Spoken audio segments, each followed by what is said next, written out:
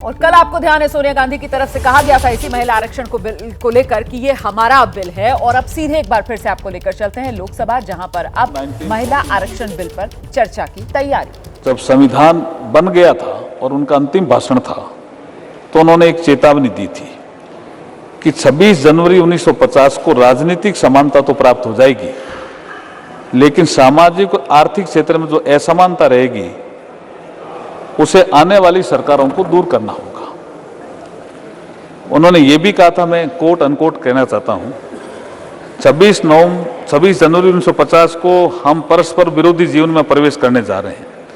राजनीति में हमारे यहाँ समानता होगी और सामाजिक और आर्थिक जीवन में असमानता होगी। राजनीति में हम एक व्यक्ति एक मत के सिद्धांत को मान्यता देंगे। हमारे सामाजिक आर्थिक जीवन में हम अपनी सामाजिक और आर्थिक संरचना के कारण एक व्यक्ति एक मूल्य के सिद्धांत नकारते रहेंगे। इस विरोधापूर्ण जीवन को हम कब तक जारी रखेंगे?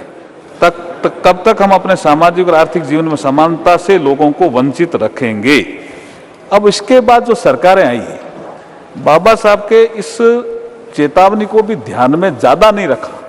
ऐसा नहीं है कि उन्होंने योजना नहीं बनाई सामाजिक आर्थिक समानता लाने की, लेकिन जैसे ही 2014 में नरेंद्र मोदी जी आते हैं प्रधानमंत्री के रूप में देश में, उसके बाद से सामाजिक आर्थिक असमानता को दूर करने के लिए बहुत सी योजनाएं बनाते हैं, जिसका कल मैंने कईयों का जिक्र किया। बहुत सी योजनाएं जिसमें महिला सशक्तिकरण की योजनाएं भी सम्मिलित है।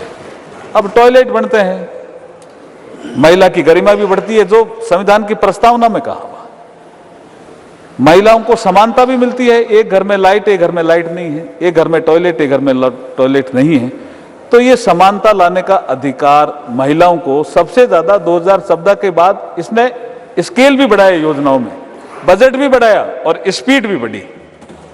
इसलिए मैं ये कहना चाहता हूं कि भारत के संविधान की प्रस्तावना में सामाजिक और आर्थिक न्याय का भी उल्लेख है और प्रतिष्ठा और अवसर की समानता का भी उल्लेख है। आज के इस बिल से महिलाओं की प्रतिष्ठा तो बढ़ेगी, अवसर की समानता भी बढ़ेगी, महिलाओं को रिप्रेजेंटेशन मिलेगा। इसके महत्वपूर्ण 4 ऐसे क्लोज हैं जिनका मैं जिक्र करना चाहूंगा कि हम जो इस बिल के माध्यम से अमेंडमेंट कर रहे हैं, इसमें 4 महत्वपूर्ण क्लोज हैं। बाकी जो चर्चा होगी उसके बाद जो विषय आएंगे उसका बाद में उत्तर देने का अवसर मिलेगा, आप देंगे तो मैं दूंगा। पहला जो क्लोज है वो संविधान का आर्टिकल 239, उसमें हम एक 239AA जोड़ रहे हैं, जिससे नेशनल कैपिटल दिल्ली की असेंबली में महिलाओं के लिए 33% सीट का रिजर्वेशन सुनिश्चित होगा। ये it is a first amendment clause है इस बिल में, क्लॉज 2। फिर हम दूसरा क्लॉज 3 जोड़ रहे हैं, जिसमें 330 आर्टिकल जो संविधान का है उसमें 33A एक हम सेक्शन जोड़ रहे हैं, आर्टिकल जोड़ रहे हैं, जिसके अनुसार महिलाओं के लिए लोकसभा में 33% आरक्षण होगा। लोकसभा में ये बहुत बड़ा कदम है अध्यक्ष जी, बहुत बड़ा कदम है। और तीसरा संशोधन बिल के क्लॉज 4 के अनुसार संविधान के आर्टिकल 332 के बाद एक नया आर्टिकल 33A जोड़ा जा रहा है, जिसके अनुसार महिलाओं के लिए स्टेट लेजिस्लेटिव असेंबली में 33% सीटों का प्रावधान हम करने जा रहे हैं। और जो चौथा एक क्लॉज है 5, उसके अनुसार संविधान का आर्टिकल 334 के बाद एक नया आर्टिकल 33A जोड़ा जा रहा है, जिसके अनुसार महिलाओं के लिए ये आरक्षण जो आज ये सदन चर्चा के लिए ले रहा है, ये आरक्षण 15 सालों के लिए प्रभावी रहेगा। 15 सालों के बाद अगर इसको बढ़ाना है तो ये संसद ही तय करेगी, ये संसद को अधिकार रहेगा। और ये जो सीटें हैं जितनी आज है, जैसे जैसे सीटें बढ़ती जाएगी 33% के अनुसार महिलाओं का आरक्षण भी बढ़ता जाएगा।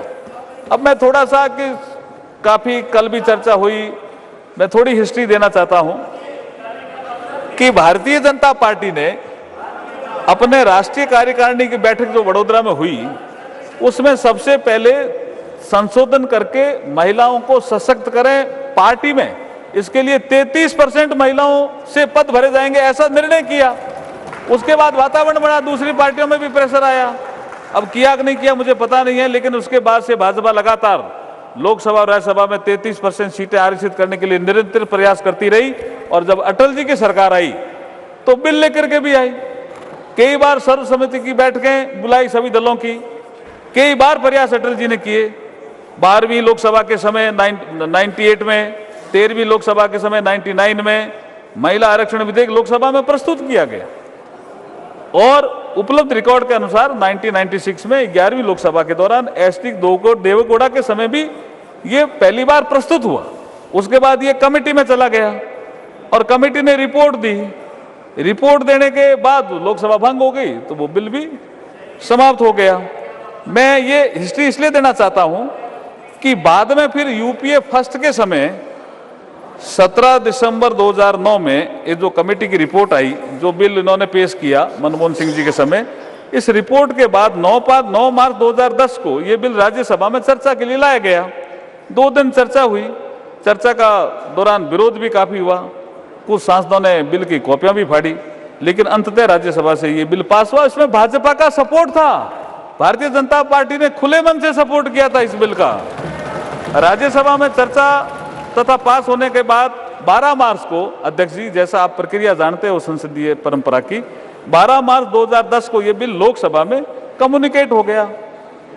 लोकसभा के सेक्रेटरी जनरल ने इसको पढ़ दिया तो ये लोकसभा की प्रॉपर्टी हो गया। और जब प्रॉपर्टी हो गया तो उसके बाद कई बार हम प्रतिपक्ष में थे उस समय, हमने भी डिमांड की कि इस बिल को ले आओ, लेकिन इनको सत्ता सुख का ज्यादा विषय था, इस बिल के बारे में चिंता कम थी, इसलिए बिल लेके नहीं आए। फिर लोकसभा जैसे ही भंग हुई 18 मई 2014 को तो ये बिल भी लैप्स हो गया। तो लोकसभा में तो कभी इनके पीरियड में चर्चा के लिए नहीं आया। फिर मैं ये कहना चाहता हूं कि ये कल जो अननेसेसरी ये विवाद कर रहे थे, संविधान में साफ लिखा हुआ है, आर्टिकल 107 के सब आर्टिकल 5 में प्रावधान है, यदि कोई बिल लोकसभा में लंबित है तो वह लोकसभा के विघटन के साथ ही लैप्स हो जाएगा। It is a constitutional provision. तो मैं आपके माध्यम से ये कहना चाहता हूं कि ये बहुत महत्वपूर्ण बिल है। इसमें अगर सर्वसम्मति बने आपके माध्यम से तो बहुत अच्छा रहेगा। सदस्यों के जो सुझाव आएंगे उनको हम जरूर ध्यान में लाएंगे, क्योंकि एक कविता के माध्यम से अभी का भाषण में समाप्त करना चाहता हूं। नारी के बारे में हमारे शास्त्रों में लिखा है, तुम सृष्टि की आधारशिला, तुम सृष्टि की आधारशिला, तुमसे मानव को प्राण मिला, संगीत तुम्हारा कण कण में, तुमने जीवन में रंग भरा, तुम मां भी हो और बेटी भी, तुम बहन और अर्धांगनी, तुम प्रेम भी हो और शक्ति भी, तुमसे ही जीवन पूर्ण हुआ। ये बिल पास करो जिससे ये हमारा प्रतिनिधित्व वाला मामला भी पूर्ण होगा। बहुत बहुत धन्यवाद अध्यक्ष जी। मैं चाहता हूं कि चर्चा प्रारंभ की जाए और सर्वसम्मति से बिल को पास करने का प्रयास किया जाए। आपको एक मिनट, आपको पूरी डिबेट पे पर्याप्त मौका दिया जाएगा, उस समय आप विषय रख देना।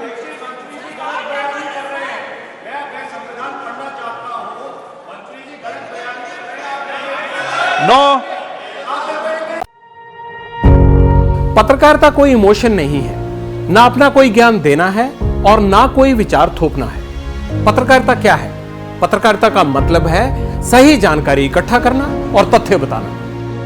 पत्रकारिता आज जितने महत्वपूर्ण दौर में है शायद पहले नहीं थी। इस दौर से निकलने के लिए सिर्फ सच दिखाने की जरूरत है, वो सच जो आपके हित को आगे रखे। इसलिए अब रात 9 बजे प्राइम टाइम नहीं होगा, ये आपका टाइम है। जगविंदर पटियाल के साथ देखिए पब्लिक इंटरेस्ट, सोमवार से शुक्रवार रात 9 बजे सिर्फ एबीपी न्यूज पर। एबीपी न्यूज आपको रखे आगे।